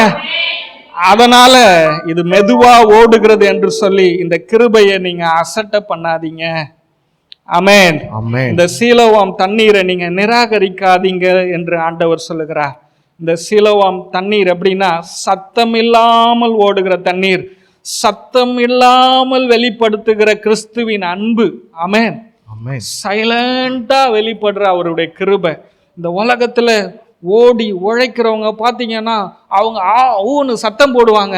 ஆனா உங்களுக்காகவும் எனக்காகவும் கல்வாரி சிலுவையில ஜீவனை கொடுத்து எல்லாவற்றையும் செய்து முடித்த இயேசு சைலண்டா சிலுவையில செஞ்சு முடிச்சார்.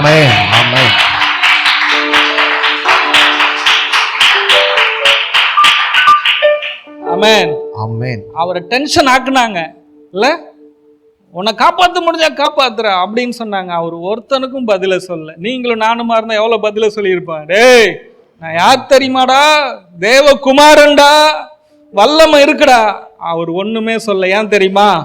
மெதுவாய் ஓடுகிற, சத்தம் இல்லாமல் அடிக்கப்படுகிற ஆட்டை போல இருக்கிற ஜீவ ஊற்றாக இருக்கிறார். பேசு, நீ பேசுறா. 3ஆம் நாள் தாண்டா இருக்குது. 3ஆம் நாள்ல உலகமே பேச போகுது. அல்லேலூயா. இந்த மெதுவாய் ஓடுகிற சீலோவாம் தண்ணீர் அப்படின்னா இயேசு கிறிஸ்துவினுடைய கிருபை, அவருடைய இரக்கம், அவருடைய அன்பை வெளிப்படுத்துகிறது. அசிரியா வெள்ளம் போல வேகமாய் அடித்து கொண்டு வருகிறான் என்ற இந்த வார்த்தை எதை வெளிப்படுத்து தெரியுமா? நியாய தீர்ப்பு. வெள்ளம் அடிச்சுட்டு போகும்போது என்ன ஆகுங்க? வீடுகள் விழும், பலவீனமான வீடுகள் விழுந்துரும். ஜனங்களுக்காக பாதுகாப்பாக கட்டப்பட்ட எல்லாமே இடிக்கப்படும், உயிர் சேதங்கள் வரும். ஆமென். பொருள் இழப்புகள் வரும், விவசாய இழப்புகள் வரும், மரங்கள் விழும், மின்சாரம் கட்டாகும், வெள்ளம் வரும்போது இல்லையா? அப்போ நீங்கள் வேகமாய் ஓடுகிறது என்பது உங்கள் வாழ்க்கையில் உங்களுடைய உயிர் சேதங்கள் வரும். ஆனால் உங்கள் வாழ்க்கையை அவருடைய கிருபைக்குள்ளே நீங்கள் ஒப்பு கொடுத்தீங்கன்னா, என்னை நேசிக்க ஒரு தகப்பன் இருக்கிறார், அவருடைய கரத்தில் என்னுடைய வாழ்க்கையை விட்டு கொடுக்கிறேன், என் குடும்பத்தை, என் அப்பா என் வாழ்க்கையை பொறுப்பெடுக்கல, ஆமென், ஆமென். என் வாழ்க்கையில் என் அம்மா வாழ்க்கையில் பொறுப்பெடுக்கல, என் வாழ்க்கையில் எனக்காக நிற்க யாருமே இல்லை அப்படின்னு உங்களுக்கு யாராவது இருந்தா நீங்கள் ஆண்டவர்கிட்ட சொல்லுங்க, எனக்காக ஒரு அப்பா இருக்கிறாரு, ஆமென். அவர் கிருபையும் இரக்கமும் அன்பும் உள்ளவர், அவருடைய காருண்யம் உங்களை பெரியவர்களாக மாற்றும், ஆமென். அந்த கிருபை உங்களை நிதானமாய் நடத்தும், உங்கள் வாழ்க்கையில உங்களை இளைப்பாறுதலோடு ஆசீர்வாதமான வாழ்க்கைக்குள்ளே கொண்டு போய் அக்கறைப்படுத்தும். ஆமென், ஆமென், ஆமென். ஆனால் வேகமாய் ஓடுகிற ஒரு வாழ்க்கை இருக்குதே, அந்த வாழ்க்கை உங்களை அழித்து விடும், அது நியாய தீர்ப்புக்குள்ளே கொண்டு செல்லும். இயேசு உன்னுடைய வாழ்க்கையில இல்லை அப்படின்னு சொன்னா உன் வாழ்க்கை நியாய தீர்ப்புக்கு, மனிதர்கள் உங்களை நியாயம் தீர்ப்பார்கள், உலக மனிதர்கள் உங்களை அவமானப்படுத்துவார்கள்.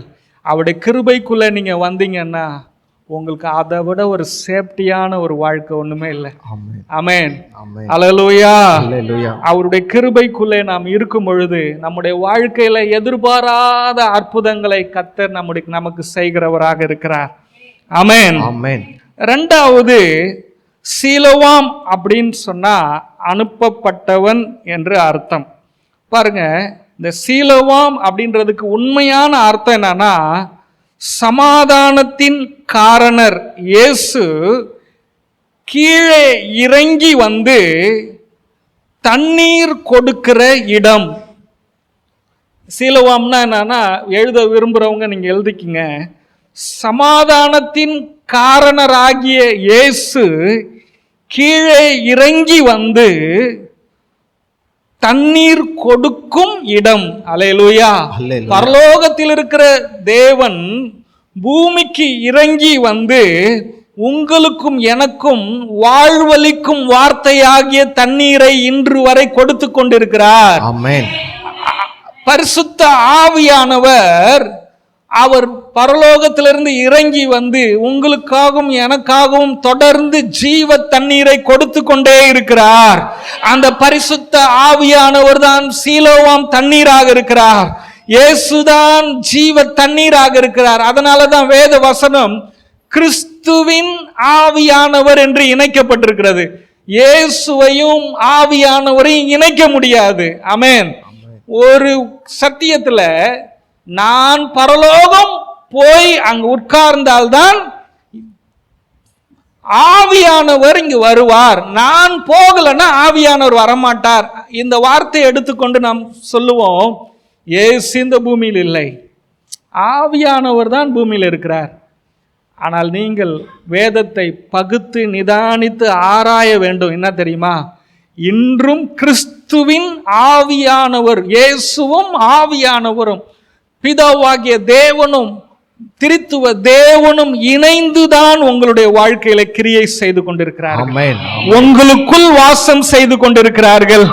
உங்களுக்கு சமாதானத்தை காரணராக இருந்து சமாதானத்தை கொடுக்கும்படிக்கு அவர்கள் கீழே இறங்கி வந்து ஒவ்வொரு சூழ்நிலையிலையும் பிரச்சனைகளிலேயும் போராட்டங்களிலேயும் உங்களுக்கு அவர்கள் ஜீவ தண்ணீரை கொடுத்து கொடுத்து உங்களை உற்சாகப்படுத்துகிறார்கள். ஆமென். கைகளை தட்டி ஹல்லேலூயா.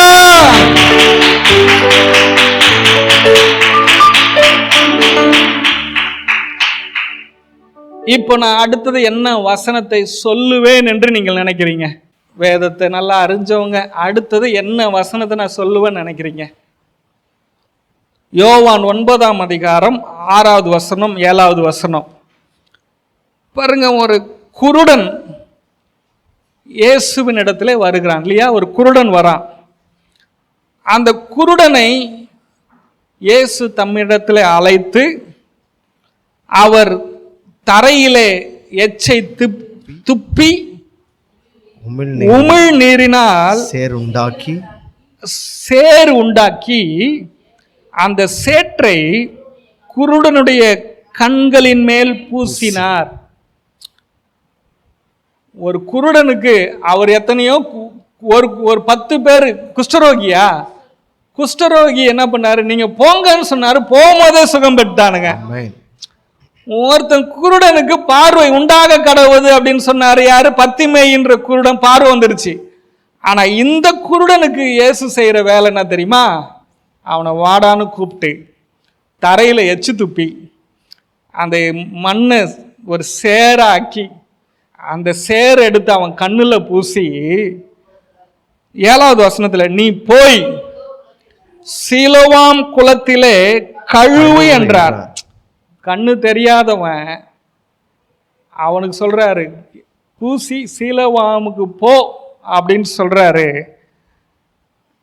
சீலோவாம் என்பதற்கு அனுப்பப்பட்டவன் என்று அர்த்தமாம். அப்படியே அவன் போய் கழுவி பார்வை அடைந்தவனாய் திரும்பி வந்தான். இப்ப இங்க நீங்க பார்க்க வேண்டியது என்னன்னா, இயேசு அவரே சுகம் கொடுத்திருக்கலாம்ல. எச்சைய பூசி இவ்வளவு தூரம் ஒன்று செய்ய வேண்டிய அவசியம் இல்லை. அப்படின்னா இந்த இடத்துல அவருடைய பிள்ளைகளாகிய நமக்கு ஏதோ ஒரு சத்தியத்தை சொல்ல விரும்புறார். என்னன்னா, இயேசுவை அறியாதிருந்த காலத்திலே உலகத்தில் இருந்தோம். இயேசு நம்மளை தேடி வந்தார், சுவிசேஷம் நம்மளை தேடி வந்துச்சு. அவர் சுவிசேஷத்தின் மூலமாக இந்த குருடனுக்கு கண்ணில் எச்ச துப்பி போய் கழுவுன்னு சொன்னார். கழுவு என்று சொன்ன அந்த சீலோவாம் எதுனா சபையை அடையாளப்படுத்துகிறது. நான் உனக்கு கண்ணுல சேர்த்த தடவ முடியும், இந்த சேரோடு என்னுடைய ஆலயமாகிய சபைக்கு சென்று பரிசுத்த ஆவியானவருடைய அந்த ஜீவ தண்ணீரினாலே நீ கழுவினால்தான் உனக்கு பார்வை உண்டாகும். அல்லேலூயா, அல்லேலூயா. இயேசு தன்னுடைய எச்சினாலே சேர உண்டாக்கிட்டாரு. நீ இந்த உலகத்துல வேற எந்த இடத்துக்கு போய் எந்த தண்ணீரை நீ ஊத்தி கழுவுனாலும் உனக்கு பார்வை உண்டாகாது. அந்த சேரு வேணா உன் முகத்துல இருந்து போகலாம். என்னுடைய சொந்த இரத்தத்தினாலே நான் சம்பாதித்து கொண்ட இந்த சபைக்கு நீ போனால்தான் உனக்கு பார்வை உண்டாகும். இது மாம்சத்துல பார்வை. 2 அர்த்தம் என்ன தெரியுமா? உன் மாம்சத்துல எப்படிப்பட்ட வியாதியா இருந்தாலும், உன் சரீரத்துல எப்படிப்பட்ட எந்த வியாதியாக இருந்தாலும், இயேசு கிறிஸ்துவின் தொடுதலை நீ பெற்றுக்கொண்டு அவருடைய ஆலயத்துக்கு நீ வந்து அவருடைய வார்த்தையை நீ கேட்பாயானால் உன் சரீரத்தில் இருக்கிற எந்த வியாதியும் குணமாக முடியும். இந்த உலகத்தினால சுகம் கொடுக்க முடியாத எந்த வியாதியினாலும் இயேசு தொட்டதுனால மட்டும் சுகம் வராது. இயேசு சம்பாதித்த தன் சொந்த ரத்தம் சிந்தி சம்பாதித்த சபைக்குள்ள நீ வந்தால்தான் வியாதி குணமாக நீ ஆரோக்கியமா வாழ முடியும். அதே போல உன் வாழ்க்கையில எந்த பிரச்சனையா இருந்தாலும் சரி, உனக்கு எந்த பதில் வேணுமானாலும் சரி, எந்த அற்புதம் நடக்கணும்னாலும் சரி, இயேசு உன்னை தொட்டால் ஒன்றும் நடக்காது. அவருடைய ஆலயத்துக்கு நீ வந்தால்தான் உனக்கு ஒரு மாற்றம் நடக்கும். ஆமென். அதே போல ஆவிக்குரிய வாழ்க்கையிலையும் இயேசு உங்களை தொட்டாலும் ஆமென், உங்கள் வாழ்க்கையில ஒரு அற்புதமும் நடக்காது. அவருடைய ஆலயத்துக்கு வந்தால்தான் உங்களுடைய ஆவிக்குரிய மனக்கண்கள், இருதயத்தின் கண்கள், ஆவிக்குரிய கண்கள் திறக்கும். 1000 பிரசங்கம் கேட்டாலும் நீங்க சத்தியத்துல வளர முடியாது. உங்களுடைய மனக்கண்கள் திறக்கப்பட்டாதான் உங்களுடைய குணங்கள் மாறும், உங்கள் இதயம் மாறும், உங்கள் வாழ்க்கை மாறும். அல்லேலூயா, அல்லேலூயா. பாருங்க, நம்ம பிசாசு பவுல் சொல்றார் இல்லையா, ஏதேன் தோட்டத்திலே ஸ்திரியானவளை சர்ப்பம் வஞ்சித்தது போல உங்களையும் வஞ்சித்து விடுமோ என்று நான் பயப்படுகிறேன் என்று ஆண்டவர் சொல்லுகிறார். பாருங்க, இந்த உலகத்துல பிசாசானவன் அவருடைய மனக்கண்களை குருடாக்கி வைத்திருக்கிறான், சுவிசேஷத்தை அறியாதபடிக்கு. அவருடைய சத்தியத்தை அறிந்தும் அவருடைய சத்தியத்தை நாம் கேட்டும் இன்னும் நம்ம ஆசீர்வாதத்தை பெற்றுக்கொள்ள முடியவில்லை. நம்முடைய மாம்ச கண்கள் திறக்கப்பட்டிருக்கிறது, மாம்சத்தில் எழுதப்பட்ட இந்த வசனத்தை நாம் பார்க்கிறோம், ஆனாலும் நம்முடைய வாழ்க்கை மாறவில்லை. இதை நாம் ஆவிக்குரிய கண்களிலே வெளிப்பாடோடு கூட, ஆமென், அந்த கிறிஸ்துவின் கண்களை கொண்டு நாம் பார்க்கும் பொழுதுதான் நம்முடைய வாழ்க்கையில அற்புதங்கள் நடக்கும். அல்லேலூயா.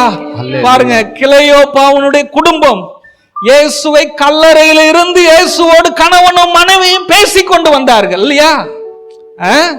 கல்லறையிலிருந்து அவங்க வீட்டு வரைக்கும் இயேசுவோட தான் பேசிட்டு வந்தாங்க. ஆனால் இவர்தான் இயேசு என்று அவர்களுக்கு தெரியவில்லை. வீட்டுக்கு வந்து அப்பத்தை பிட்டு அவர்களுக்கு கொடுத்த உடன் தான் அவன் கண்கள் திறந்தது. ஓ, இவ்வளவு தூரம் நடந்து கொண்டு இவ்வளவு தூரம் பேசிக்கொண்டு வந்தது இயேசுவா என்று கண்களை திறந்து ஆச்சரியப்பட்டார்.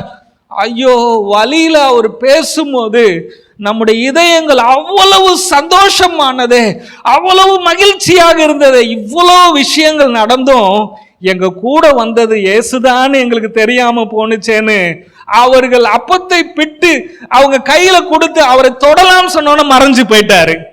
அல்லேலூயா. இதுல இருந்து நீங்க என்ன தெரிஞ்சுக்கிறீங்க? உங்க வாழ்க்கையில இதுவரை நீங்கள் கடந்து வந்த கஷ்ட பாதைகளில, உபத்திரவத்தின் பாதையில, கண்ணீரின் பாதையில, பொருளாதார நெருக்கத்தில அழிந்து போகாமல் இன்று வரை வந்து நீங்க உட்கார்ந்து இருக்கிறீங்க, உன்னோடு கூட வந்த இயேசுதான் காரணம். ஆமென், ஆமென்.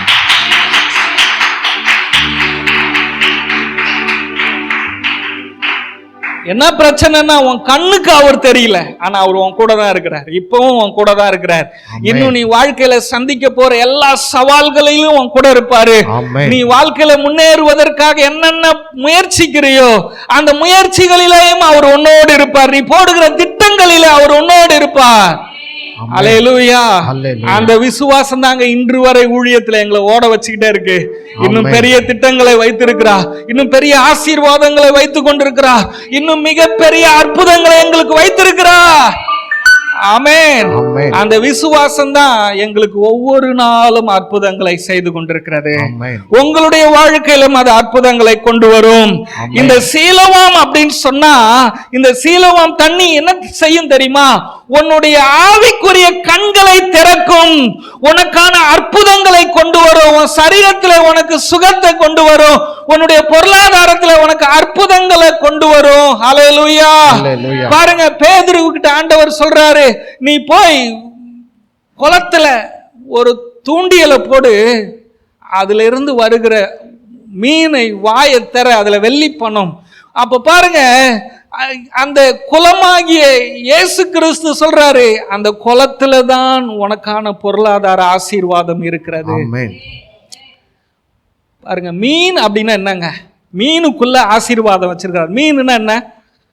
இயேசு பேதுருவை பார்த்து சொல்றாரு, மீன் பிடிக்கிற பேதுருவை, நீ இதுவரை மீன் பிடிக்கிறவனா இருந்த, இனிமேல் உன்னை மனிதனை பிடிக்கிறவனாய் மாற்றுவேன்.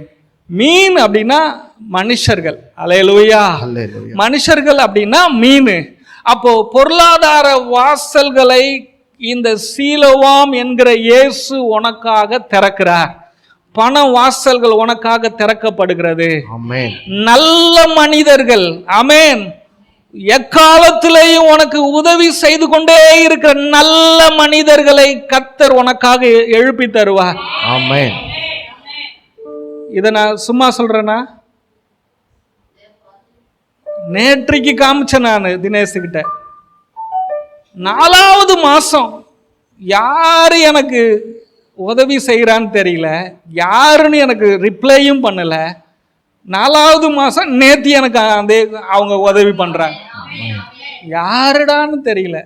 அதே போல என்னை இன்ன வரைக்கும் என் முகத்தை பார்க்கல, என் குடும்பம் என்னன்னு தெரியாது. ஏறத்தாழ கொரோனாவில் இருந்து இந்த நாள் வரைக்கும் ஒரு அண்ணன் அவங்க ஹெல்ப் பண்ணிக்கிட்டே இருக்கிறாங்க. யாருன்னு எனக்கு என்னை முகம் பார்க்கல. நாங்களும் ஊழியம் செய்கிறோம் தானே, நிறைய பேர்கிட்ட நாங்கள் உதவியை கேட்டிருக்கிறோம். உதவியை கேட்டவங்க நிறைய பேர் செய்யலை. ஆனால் கர்த்தர் உதவி கேட்காத மனிதர்களை நிரந்தர உதவி செய்கிறவங்களா மாத்திருக்கிறேன். ஹல்லேலூயா. இந்த 8ஆம் தேதியில கர்த்தர் இஎம்ஐ எல்லாம் கட்டி 22,333 ரூபாவா நேற்று காமிச்சால 22,333 ரூபாய் எல்லா கமிட்மெண்ட்டையும் கட்டி முடிக்க வச்சாரு. கடனை எல்லாம் கட்டி முடிக்க அற்புதம் செஞ்சார். ஆனா போன ஞாயிற்றுக்கிழமை எவ்வளோப்பா காணிக்க? இவர் தான் கணக்கு வழக்கு பார்க்குறவர். எவ்வளோப்பா? 1030 ரூபாயை வைத்து சீலோவாம் என்கிற இயேசு 22,000 ரூபாய் சபை வரியை கட்ட உதவி செய்தார். சபை கடன் கரண்ட்டை கட்ட உதவி செஞ்சார். வீட்டுக்கடனை கரண்ட்டை கட்ட உதவி செஞ்சார். செல்போன் கடனை கட்ட உதவி செஞ்சாரு. கார் கடனை கட்ட உதவி செஞ்சாரு. அல்லேலூயா. அப்போ இந்த வசனம் எனக்கு மட்டும் தான் பொருந்துமா? உங்களுக்கு பொருந்தாதா? எத்தனை பேர் எனக்கு பொருந்தாதுன்னு சொல்றவங்க மட்டும் கையை தூக்குங்க. எனக்கு பொருந்தாது. பொருந்தாதா? ஏன் கை தூக்குனீங்க? ஏசப்பா எல்லாருக்கும் நல்லவர். மெதுவா ஓடுற தண்ணினா அது எனக்கு மட்டும்தான் மெதுவா ஓடுதா? உங்க எல்லாருக்கும் மெதுவா ஓடுது. நீங்கள் ஆதங்கத்திலே, ஆதங்கம்னா நியாயமான ஆதங்கம். என் குடும்பத்தை கரை சேர்க்கணும், நான் வேலைக்கு போகணும், நான் உழைக்கணும், இந்த கடனை கட்டணும், இந்த குடும்பத்துக்கு வாடகை கொடுக்கணும், இந்த காரியத்தை செய்யணும்னு சொல்லி நீங்கள் ஓடுகிறீர்கள். ஓடக்கூடாதுன்னு சொல்லல, ஆனா உங்களுக்காக ஒருவர் ஓடுகிறார். ஒருத்தர் சொன்னாரு, என் ஓட்டத்தை ஆண்டவர் நிறுத்தினாராம். ஒரு அண்ணன் என்கிட்ட பேசும்போது சொன்னாரு, என் ஓட்டத்தை நிறுத்தி எனக்காக கடந்த 13 வருஷமா ஓடுறாராம். நியாயப்பிரமாணத்தை பிரசங்கம் பண்ணாராம். 13 வருஷமா கிருபையை பிரசங்கம் பண்றாரு. நான் ஓடுறதை நிப்பாட்டுன எனக்காக ஆண்டவர் ஓடுறாரு. அவரு எனக்காக ஓடுற ஓட்டம் என் வாழ்க்கை முழுவதும் நீர் பாய்ச்சலான தோட்டமா மாறிடுச்சுன்றாரு. ஆமென், ஆமென். அல்லேலூயா, அல்லேலூயா. அப்போ உனக்காக நீ ஓடுற ஓட்டம் வாழ்க்கை நீர் பாய்ச்சலான தோட்டமா மாத்தாது. ஆனா உனக்காக அப்பா ஓட்டத்தை ஓடுறாரு. அந்த ஓட்டத்துல நீ உன்னை ஒப்பு கொடுத்தீன்னா உனக்காக ஓடுற அப்பா கால் வைக்கிற இடம்லாம் நீர் பாய்ச்சலான தோட்டமா மாறும். அல்லேலூயா, அல்லேலூயா. அது நான் அப்படியே கேட்டுட்டு இருக்கும்போது எனக்கு ஒரு வார்த்தை வந்துச்சு. நீங்களும் நானும் ஒரு மண்பாண்டம் தான். நம்ம யாருங்க? மண்பாண்டம். ஆனா என்னைக்கு கிறிஸ்து அந்த மண்பாண்டத்துல மகிமை நம்பிக்கையா உள்ள வந்தாரோ, பொக்கிஷமா உள்ள வந்தாரோ, நம்மளை இந்த உலகத்துல பிரமாண்டமா மாத்திட்டாரு. ஆமென், ஆமென். யாரு நம்ம? மண்பாண்டம். சரி, ஆதாம எதுல உண்டாக்குனாரு? ஏவாளை எதுல உண்டாக்குனாரு? இத சொல்ல என்னத்துக்கு நீங்க வெக்கப்படுறீங்க? நம்ம எல்லாம் மண்ணு. ஆனா இந்த மண்ணுக்குள்ள மாணிக்கம் உள்ள வந்தாரு. ஆமென், ஆமென். அல்லேலூயா. டேய், நீ மண்ணுடா, உன்னை எவனும் மதிக்கல. ஆனால் மகிமை நம்பிக்கையின் ஒளியா சுவிசேஷமா நானே உனக்குள்ள வரேன், பொக்கிஷமா வரேன். நான் உனக்குள்ள தங்கி இருக்கிறதுனால எத்தனை காலம் அவர் உங்களுக்குள்ள தங்கி இருக்கிறாரு?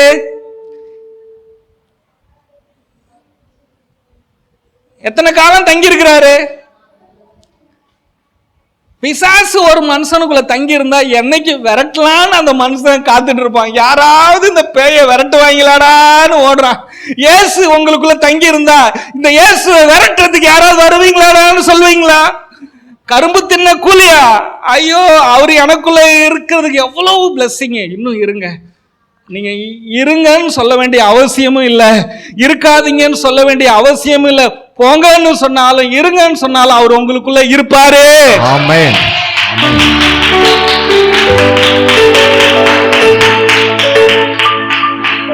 ஹல்லேலூயா. ஹல்லேலூயா. அவர் உங்களுக்குள்ள இருக்கிறதுனால நீ மண் இல்ல, நீ மண்பாண்டம் இல்ல, நீ பிரம்மாண்டம். சொல்லுங்க பார்க்கலாம். இயேசு எனக்குள்ள இருக்கிறதுனால நான் இந்த உலகத்துல பிரம்மாண்டம். உலகத்துல பிரம்மாண்டம். ஹல்லேலூயா. ஹல்லேலூயா. இந்த உலகத்துல நாங்க தான் பிரம்மாண்டம் சொன்னவங்க எல்லாமே 2 வாரமா தரமட்டமா ஆயிட்டு இருக்குது. அமெரிக்கா கிட்ட அணுகுண்டு குறைஞ்சிருச்சான். அமெரிக்காவில் இருக்கிற மக்களே பயப்படுறாங்களாம். அந்த நாட்டு அதிபர்கிட்ட யுத்தத்தை நிறுத்துங்க, எங்களுக்கு உயிர் பயம் இருக்கு. எப்போ பாம்பு விழும் தெரியாம அமெரிக்கா பயப்படுது. உலக வல்லரசுகள் எல்லாம் பயப்படுறாங்க. உலகத்துல நாங்க தான் பெரிய ஆளுன்னு சொன்ன எல்லா ராஜ்யங்களும் தேசங்களும் பயப்படுது. நீ பயப்பட வேண்டியது இல்ல, உனக்குள்ள பிரம்மாண்டமான இயேசு கிறிஸ்து இருக்கிறாரு. நீ பிரம்மாண்டம். இதுக்கு மேல என்னங்க வேணும் உங்களுக்கு? ஆமென். ஆமென். இந்த சீலோவாம் அப்படின்னு சொன்னா சுத்திகரிப்பு, பரிகாரம் செய்யும் இடமா. பரிகாரம் செய்கிறது, சுத்திகரிப்பு.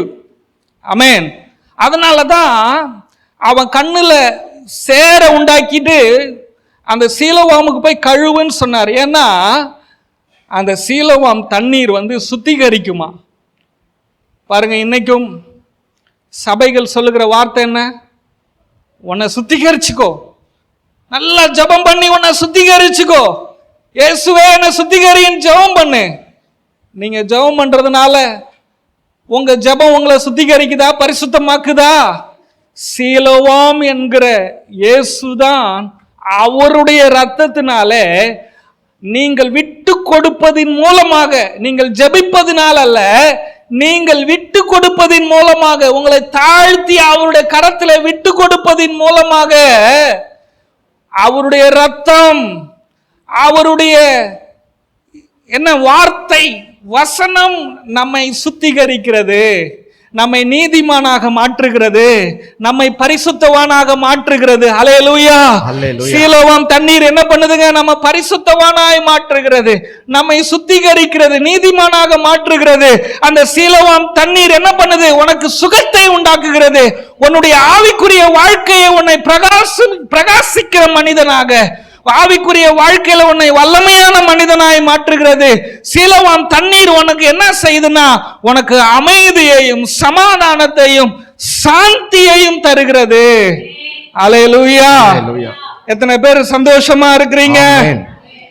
பாருங்க, இந்த சீலோவாம் யாருன்னா இயேசு. ஆதியாகமம் 49ஆம் அதிகாரம் 10வது வசனம் சொல்லுகிறது பாருங்க. சமாதான கர்த்தர் வருமளவும் செங்கோல் யூதாவை விட்டு நீங்குவது இல்லை, நியாயப்பிரமாணிகன் அவன் பாதங்களை விட்டு ஒழிவதில்லை, ஜனங்கள் அவரிடத்தில் சேருவார்கள். இந்த சமாதானத்தின் கர்த்தர், செங்கோல் அப்படின்னு சொல்றதுலாம் யாரு? இயேசு. சீலோவாம் ஆகிய இயேசுவை குறிக்கிறது. யூதா கோத்திரத்திலே, தாவீதின் கோத்திரத்திலே அந்த இயேசு வெளிப்படுவார். அவர் வரும் அளவும் நீதியின் செங்கோல் நீங்குவதில்லை. ஆமென். தாவீதுக்கு என்றைக்கும் தலைமுறை தலைமுறையாக அவனுடைய குடும்பத்தில், சிங்காசனத்தில் ஒரு விளக்கு எரிந்து கொண்டே இருக்கும். அவனுடைய சந்ததி அழிக்கப்படுவது இல்லை என்று வேதம் வாக்குத்தத்தம் பண்ணியிருக்கிறதே, அதுதான் சீலோவாம். உன்னுடைய வாழ்க்கையிலையும் உன்னுடைய சந்ததி ஒரு நாளும் அழிக்கப்பட்டு போகாது. தலைமுறை தலைமுறையாக உன்னுடைய குடும்பத்தில் ஒரு நீதிமான் என்கிற வித்து எரிந்து கொண்டே இருக்கும். அதற்கு பேர் தான் சீலோவாம். ஆமென். இயேசு உன் வாழ்க்கையில இருந்தா உன் வாழ்க்கை பிரகாசிச்சுக்கிட்டே இருக்கும். பாருங்க, அந்த இயேசுதான் சீலோவாம். அந்த இயேசு சமாதானத்தின் காரணர் பூமிக்கு இறங்கி வந்து உங்களுக்கு அவர் தன்னுடைய வாழ்க்கையே ஜீவ தண்ணீராய் பானபலியாய் வார்த்தார், பானபலியாக ஊற்றினார். அவருடைய இரத்தத்தை கொஞ்சம் நான் எடுத்துக் கொள்ளட்டுமா என்று அவர் உன்னிடத்தில் கேட்கவில்லை. அவருடைய எல்லா இரத்தத்தையும் சிந்தினார். ஒரு போர்ச்சேவகன் வந்து ஈட்டியினால் அவருடைய விலா எலும்பை குத்தினான். அவருடைய சரீரத்தில் இரத்தம் இல்லை, கொஞ்சோண்டு தண்ணீர் இருந்தது.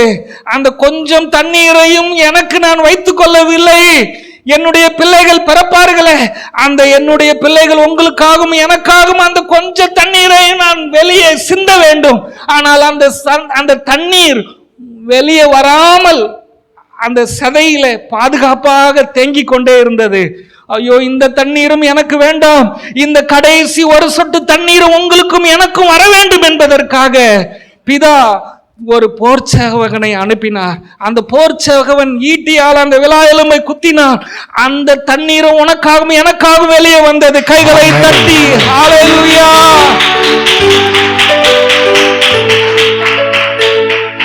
இந்த காலை வேளையில அவ்வளவு நல்ல தேவன், அன்புள்ள தேவன், உனக்கு நல்ல தண்ணீரை கொடுக்கிற தேவன், விலையேற பெற்ற தண்ணீரை கொடுக்கிற தேவன், ஆரோக்கியத்தின் தண்ணீரை கொடுக்கிற தேவன். சாதாரணமான தண்ணீரை குடிச்சாலே, ஒரு மாசம் நல்ல தண்ணியை குடிச்சாலே சரீரத்தில் இருக்கிற எல்லா விதமான வியாதி கிருமியெல்லாம் அடிச்சுட்டு வெளியே வந்துருமா, சரீரம் புத்துணர்ச்சி ஆயிருமா, சாதாரண தண்ணியை நல்லா குடிச்சாலே. அப்போ இயேசு கொடுக்கிற தண்ணீரை நீங்கள் பருகுவீர்கள். அவருடைய வார்த்தையை நீங்க குடிப்பீங்க. அந்த வார்த்தையை நீங்க தியானிப்பீங்க, கேட்பீங்கன்னு சொன்னா பரிசுத்த ஆவியானவர் உங்களுக்குள்ள இருக்கிறாரே, அதுதான் ஜீவ தண்ணீர். அந்த தண்ணீர் உங்களுக்குள்ள இருக்குன்னா அது எவ்வளவு ஆரோக்கியத்தை உங்களுக்கு கொண்டு வரும். ஆமென், ஆமென். இந்த காலை வேளையில கர்த்தர் உங்களோடு பேசி கொண்டிருக்கிறார். பாருங்க, அந்த சீலோவாம் தண்ணீர் இந்த பூமியில எப்படியாக வந்தார் என்று வேதம் சொல்லுகிறது. பிலிப்பியர் 2ஆம் அதிகாரம் 5வது வசனம் சொல்லுகிறது, கிறிஸ்துவில் இருக்கிற சிந்தையே உங்களில் இருக்க கடவது. அவர் தேவனுடைய ரூபமாயிருந்தும் தேவனுக்கு சமமாயிருப்பதை கொள்ளையாடின பொருளாய் எண்ணாமல் தம்மை தாமே வெறுமையாக்கி அடிமையின் ரூபம் எடுத்து மனுஷ சாயலானார். அவர் மனுஷ ரூபமாய் காணப்பட்டு மரண பரியந்தமும், அதாவது சிலுவையின் மரண பரியந்தமும் கீழ்ப்படிந்தவராகி தம்மை தாமே தாழ்த்தினார்.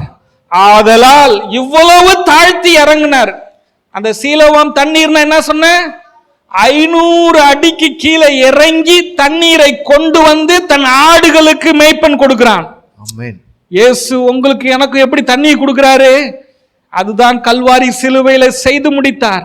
அன்றைக்கு அந்த ரெபேக்காள் ஒட்டகத்துக்கு அந்த துறவுக்குள்ளே தண்ணீரை இறங்கி மொண்டு கொண்டு வந்தால், வாசிச்சிருக்கிறீங்களா இல்லைங்களாங்க? துறவுல இறங்கி உள்ளே இறங்கி தண்ணீரை மொண்டு கொண்டு வந்து 10 ஒட்டகங்களுக்கும் குடிக்க தண்ணீர் கொடுத்தாள். எலியேசருக்கும் தண்ணீர் கொடுத்தாள்.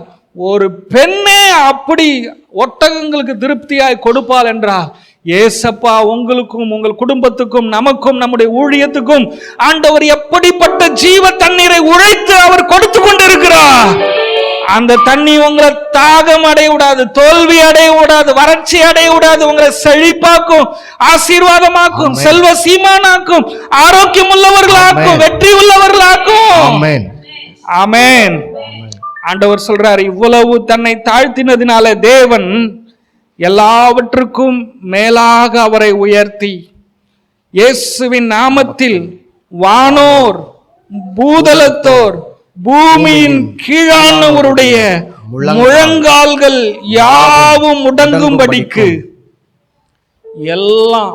ஏன்னா இந்த ஜீவ தண்ணீரை கொண்டு வந்து கொடுத்தவர், இந்த பூமியில் இருக்கிற ஒவ்வொரு மனுஷனுக்கும் வாழ வேண்டிய வாழ்க்கையை கொடுத்த அந்த இயேசுவுக்கு முன்பதாக எந்த மனிதனாக இருந்தாலும், எப்படிப்பட்ட அதிபராக இருந்தாலும், மன்னனாக இருந்தாலும், இயேசு கிறிஸ்துவின் ஆலயத்திற்கு வந்து அவன் முழங்கால் படியிட்டால் தான் அவனுடைய வாழ்க்கை சுகமாகும், அவனுடைய வாழ்க்கைக்கு சமாதானம் உண்டாகும், இளைப்பாறுதல் உண்டாகும், ஆரோக்கியம் உண்டாகும், வெற்றி உண்டாகும். வேற வழியே கிடையாது.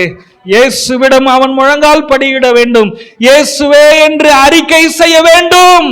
இந்த 2 காரியம் நடக்கலன்னா இந்த உலகத்தில் இருக்கிற எந்த மனிதனுக்கு இளைப்பாறுதல் கிடையாது, சமாதானம் கிடையாது, அற்புதம் கிடையாது, ரட்சிப்பு கிடையாது. ஆமென். அவனுடைய வாழ்க்கையில பிரகாசம் கிடையாது என்று வேதம் சொல்லுகிறது. எத்தனை பேர் சந்தோஷமா இருக்கிறீங்க? ஹல்லேலூயா, ஹல்லேலூயா. அவர் உங்களுக்கும் எனக்கும் அமர்ந்த தண்ணீராக இருக்கிறார்.